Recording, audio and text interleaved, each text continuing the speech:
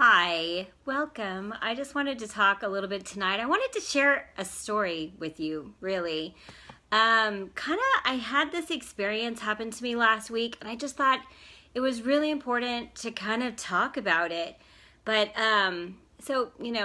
what happened. I had this whole video planned. I was going to come on here and I was going to talk to you about what to do for holiday schedules and how do you handle the stress and everything that's going on in your life. I know you're busy just as much as I am at this time of year, and it totally backfired on me. I woke up one morning and just was not in a good mood. I was stressed out, and then of course what happens when you have kids? You're trying to get them ready for school. You know what that's like, and you're just nagging them, get ready, come on, do this, do that, and come on, hurry up, let's go. And the next thing I know, I just kind of had a meltdown.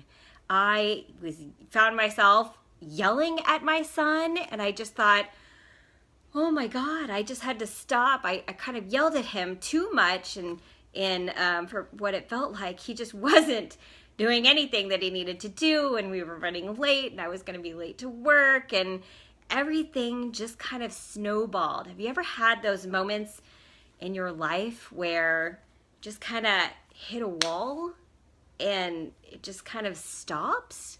That's what happened. I had this moment, this epiphany, like, I can't do this. I cannot be this kind of person. Something has got to change. So here's what I did. I took immediately in the situation, I took a deep breath and I walked in the other room, and I was just had to cool myself down. I had to just take a moment to collect myself. And I said, all right, Zachary, that's my son's name. I said, let's go. Let's get your stuff, get all your things, and let's go ahead and go. And so, I take him over to a friend's house in the morning before school, and he rides to school with some friends. And just the car ride was just kind of quiet. It was about a 6-minute car ride, not very long, and we were just kind of quiet. And then when I got there, I got him out of the car, and I said, I am upset. I'm very upset about, how we're handling our morning routines and everything. But I said, let's just let's cancel whatever plans we had tonight. We had plans, of course, to do something that night. And I said, let's go ahead and cancel them, and let's have a family meeting. Let's just have family time. So I realized we had to take a moment. I had to take a moment just to stop and breathe and talk to my son. But I just realized it just kind of made me think, life was getting hard. If you are single, I know that some of you out there are single, and especially if you're a single parent, the holidays are just so hard. They are so difficult. It's emotionally stressful and draining. There's so many activities to do, and only one parent to help do the activities. Plus there's gifts to buy. There's all of the normal stress of the holidays, and I have no one to help me with it. So life was just kind of getting really hard. And I thought, I've been in this situation before, several years, I've been in this kind of situation where it's the holidays and things get stressful and it gets hard and you're the only parent. So I kind of, was able to do things a little bit differently this year because I had been through those past experiences and I knew kind of what I was going through. So first of all, and I thought I just kind of wanted to share some of the things with you, and I just hope that it really kind of helps you out and some of the things that I know that you're going through right now during this time. I kind of just thought, hey, the way I would have handled it, kind of like the old me when I first went through the divorce and when I was first a single parent living on my own, it was very difficult. And there are times where I think I just would have broken down and just cried. I don't know. There are days days like that, I may not have even been able to make it to work that day. I probably would have called in sick. But when you go through a divorce or something traumatic in your life, it really sets you on this path to self-discovery. Or at least I think if you're doing it right, it sets you on a path to self-discovery. And that's kind of where I went. I've really made so much effort to become a better person, to become a better me. But when you do that, when you really open yourself up to that, you make yourself vulnerable. And it can make things a lot harder. It can get really hard. So what do you do when it gets really hard? So the old me, first of all, you got your experiences, and the old me acted probably very different than, I guess, the new me would. How would I act now? I took a moment to stop. I think that's very important. Self-care is always very important. If you're not doing something to really care for yourself, are you taking time to read, take a hot bubble bath, anything that is something that really rejuvenates you, something to really, some me time, I guess, is the expression. That's very important. And I really don't think I had been doing enough of that lately. I'd been dwelling on some negative things in my life instead, which is really not what we should be doing either. But the other thing that I think is so important is just give yourself permission to fail and give yourself permission to make mistakes. Losing my temper the other day, that was a mistake.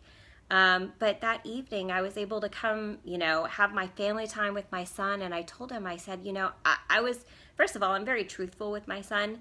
So I just told him, I said, Mommy's going through a hard time right now. It's just very hard.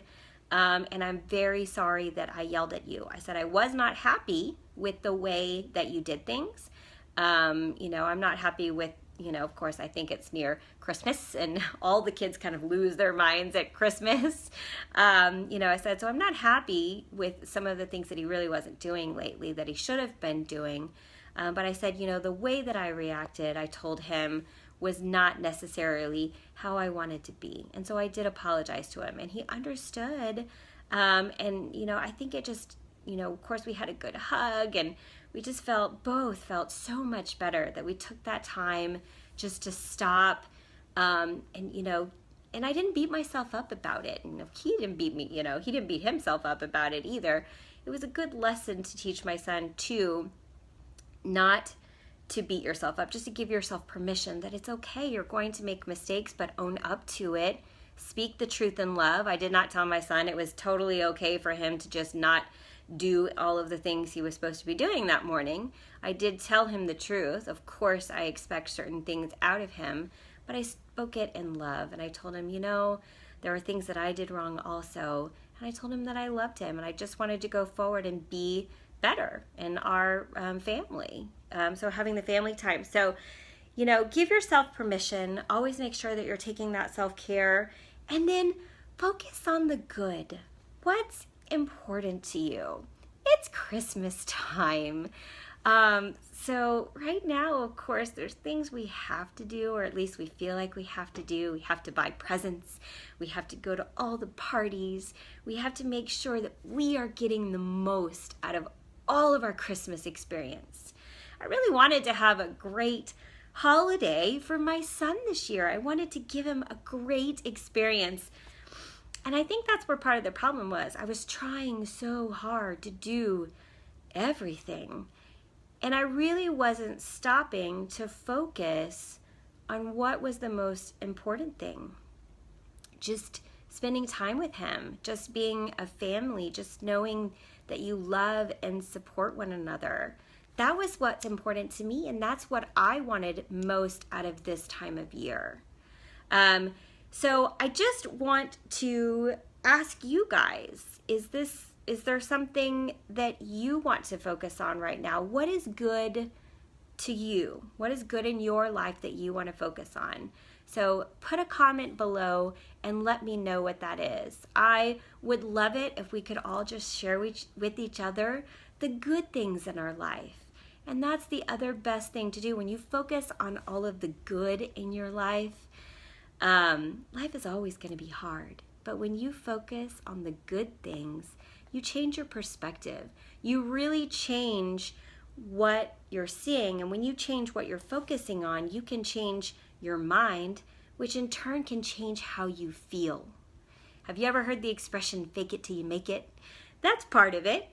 If you are choosing to be happy about something, or at least choosing joy about certain things in your life, what's good in your life? Do you enjoy the time you spend with your family, with your friends? If that's what's good in your life, then focus on that. So comment below and let me know your thoughts. Let me know what's good in your life that you are choosing to focus on right now instead of all of the other things that are so hard. Because life is always going to be hard, and we have a choice to choose joy and to choose to change our focus so that we can have a better life. All right, thanks, and I look forward to seeing you again very soon in another video.